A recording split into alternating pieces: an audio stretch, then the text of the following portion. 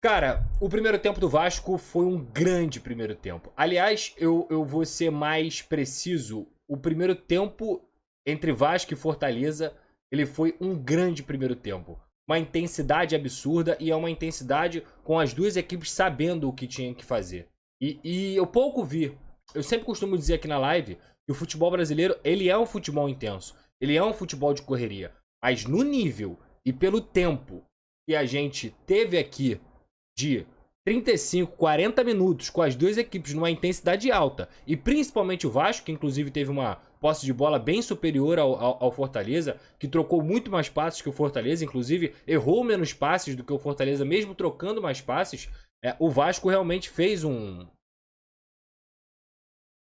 primeiro tempo daquele que dá gosto de ver. E o torcedor olha e fala assim, cara, os caras estão dando a vida. Dando a vida. E o melhor, é dando a vida de forma organizada. Um medo que eu tive no final do primeiro tempo foi justamente aquele apagão que a gente já conhece do Vasco da Gama e que a gente, infelizmente, teve em alguns momentos nesse Campeonato Brasileiro. Dessa vez, eu acho que o Vasco da Gama, muito pelo contrário, o Vasco da Gama conseguiu fazer 35 minutos ali de muita intensidade, de muita marcação, de muita criação, mas infelizmente no final, aliás, felizmente no final, a gente não tomou o gol como já aconteceu em outras partidas. O que eu achei do primeiro tempo, taticamente falando? Eu acho que o Paulo Henrique, ele fez um bom jogo, tá? E esse bom jogo do Paulo Henrique, junto ali na direita, com o Gabriel Peck e também com a chegada do Marlon, ele formava um trio, uma triangulação muito bem feita e equilibrada daquele lado. Do lado esquerdo você tinha o Payet, o Lucas Piton e o Praxedes. E o Vasco também conseguiu criar muito bem por aquele lado. O Vasco teve algumas oportunidades, não só pelas pontas, mas também pelo meio. E aí, isso tudo ajuda também, por exemplo, o jogo do Zé Gabriel. O Zé Gabriel é um cara que você sempre fica com medo quando ele pega na bola. A verdade é essa. Porque ele não tem medo de tentar. E isso, infelizmente, muitas vezes dá errado. Só que o Zé Gabriel jogou muito bem hoje. Por mais que ele tenha errado uma bola ou outra, ele é um cara que não tenta o passe fácil. Ele tenta o passe difícil. Ele não fica de toquinho pro lado. Se ele tiver que levantar a cabeça e enxergar o companheiro à frente, ele vai tentar. E isso, obviamente, vai ocasionar em alguns erros. E que são erros graves. Porém, ao mesmo tempo, o futebol é feito de riscos. Isso é uma coisa clara hoje em dia. Você precisa correr alguns riscos justamente para você poder progredir. E o Zé Gabriel hoje, sem bola a gente sabe que o Zé Gabriel tem feito boas partidas.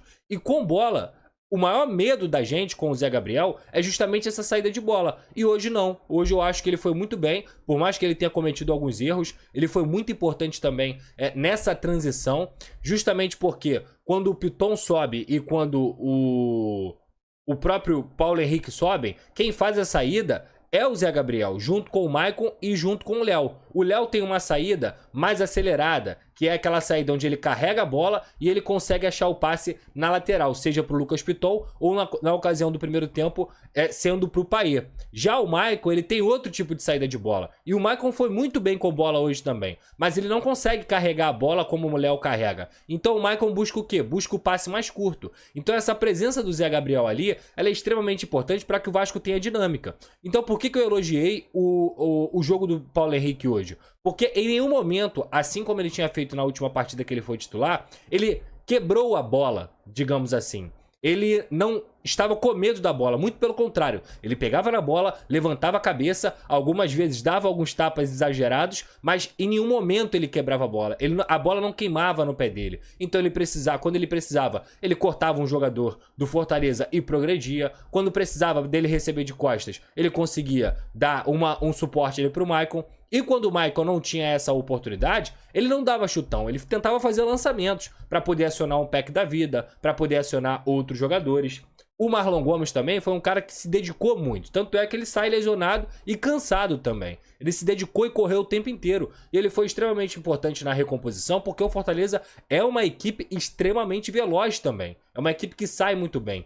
Só que o Vasco estava tão intenso hoje, e eu digo isso dos 11 jogadores. Os 11 jogadores do Vasco hoje estavam na mesma intensidade. Tava todo mundo mordendo, tava todo mundo querendo. E foi isso que o Ramon Dias elogiou na coletiva. Justamente porque o papel tático, o papel físico, e isso eu tenho que elogiar também o Diego, que chegou na preparação física junto com o Ramon, e obviamente essa data FIFA deu tempo para eles trabalharem melhor esses jogadores. Cara, o Vasco tava voando fisicamente. Voando. E se você joga contra o Fortaleza e não tiver bem fisicamente, não tiver voando, você vai perder.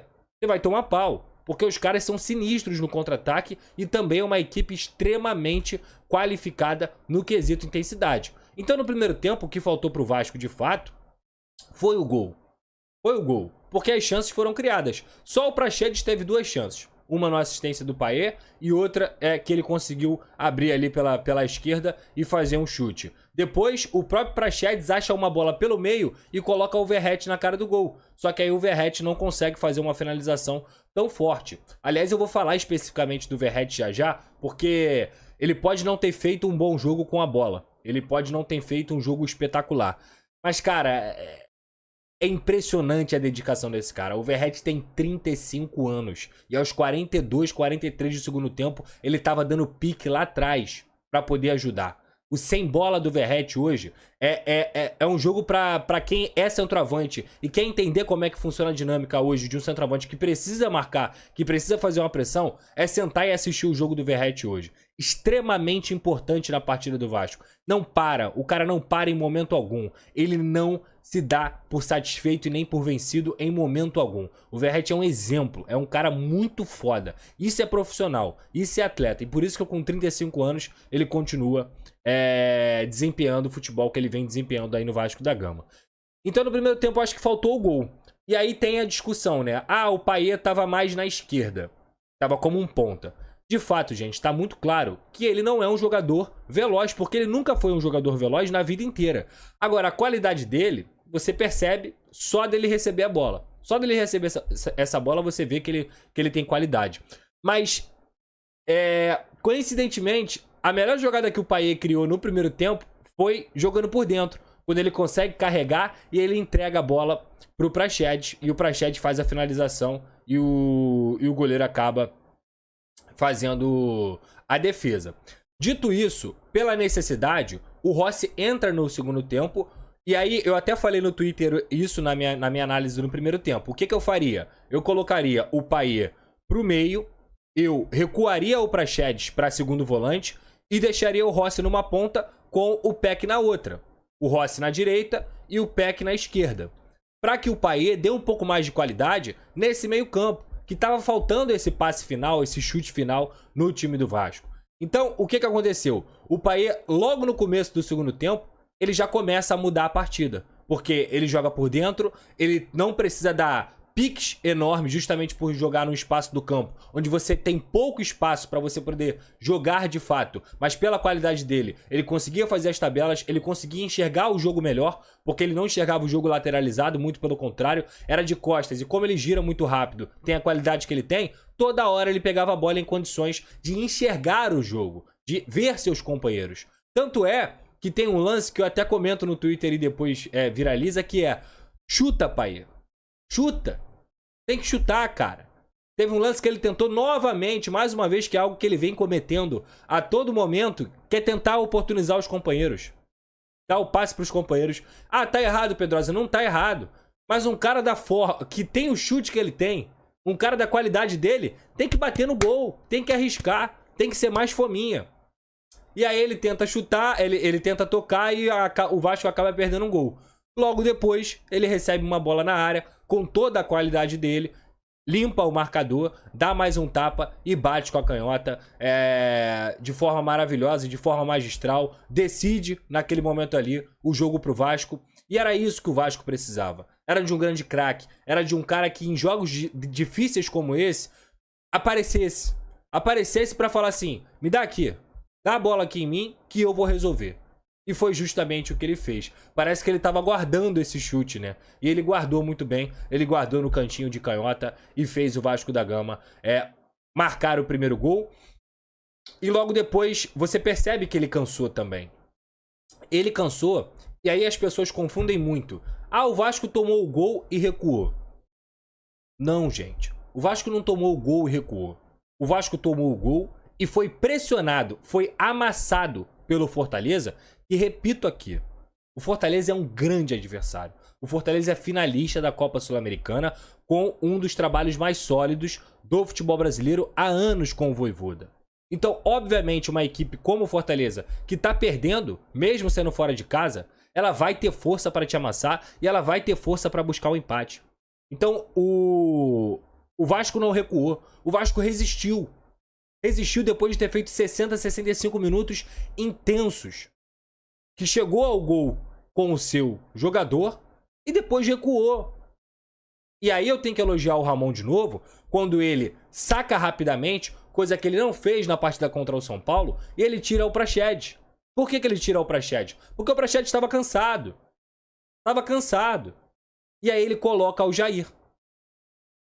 Quando ele coloca o Jair, você vê o Jair, inclusive, com uma postura completamente diferente.